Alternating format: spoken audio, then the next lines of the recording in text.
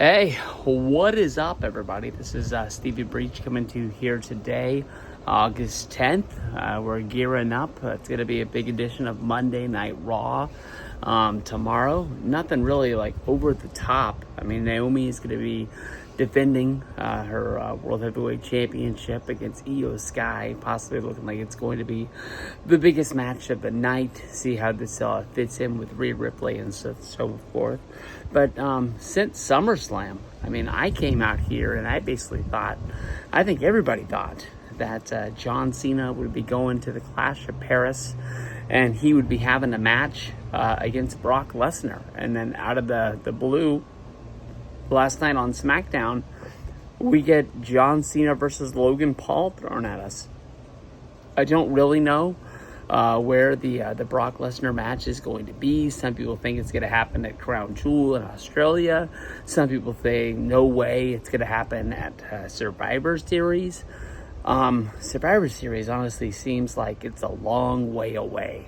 But in all of that, I didn't really realize that we were freeing up the WWE Championship, and where are we going to be going with Cody Rhodes? The biggest star in WWE sort of got left in the background here because we had a huge return in Brock Lesnar coming back to the company, and there's a lot of news out there that, Brock was never fired, he was never released, Brock was paid the entire time that he was gone. I think it's kind of funny that, they say that Brock was never released and all of that, but we never, they didn't continually sell Brock Lesnar merchandise. There was no shirts, there was no sweatshirts, there was no hats.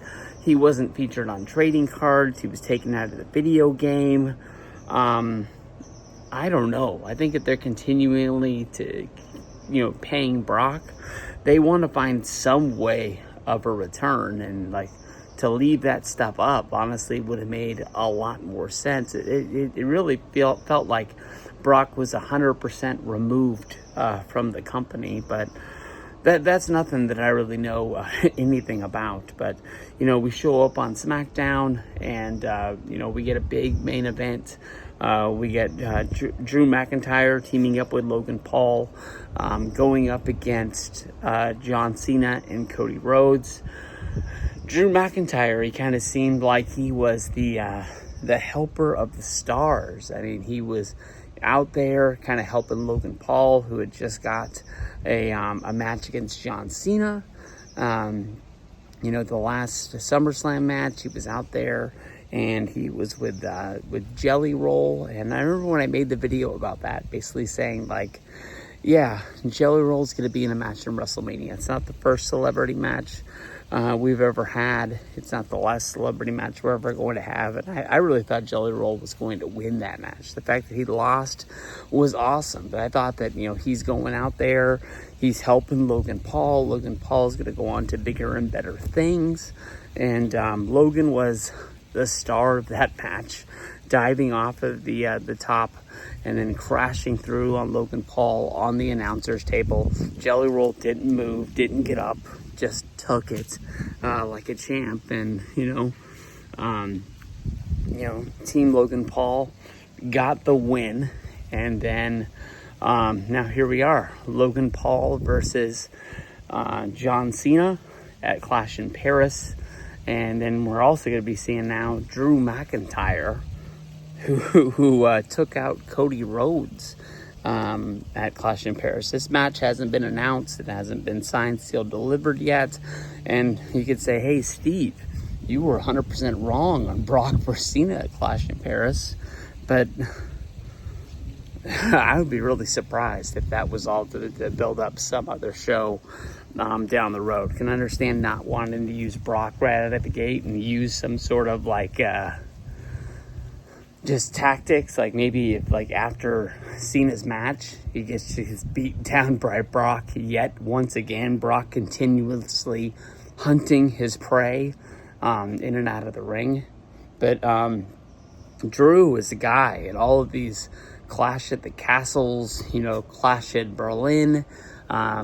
He's a guy that I remember the second Clash in the Castle, people were so surprised that Drew didn't win at the first one against Roman Reigns, that they were like, hey, he's going out there, he's going to have a match against Damian Priest, World Heavyweight Championship. No way he loses again.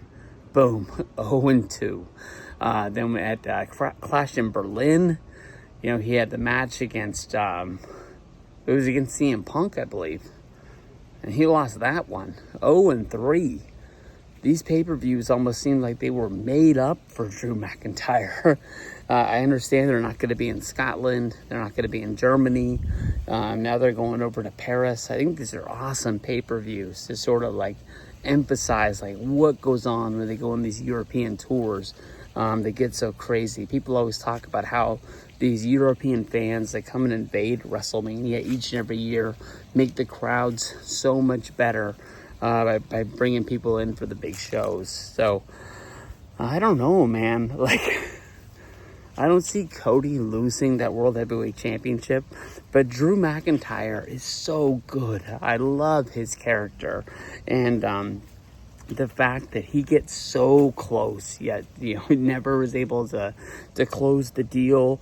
And then you pretty much look at the feuds he's had. He definitely lost the feud to CM Punk, which seems like it went, it probably went 10 months, almost an entire year of those guys going back and forth at each other.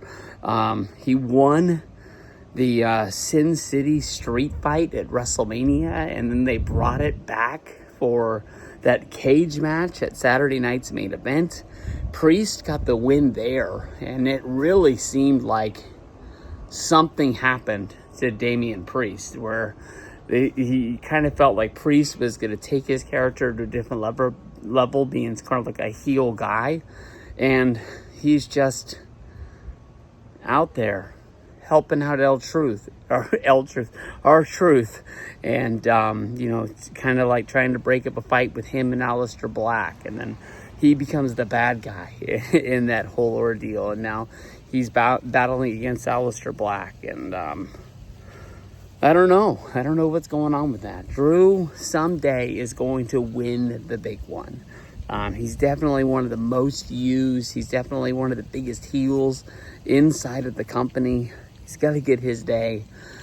But as of right now, I don't think it's going to happen at Clash in Paris. I think this is going to be all Cody, and we're going to have to see how they put it together from here.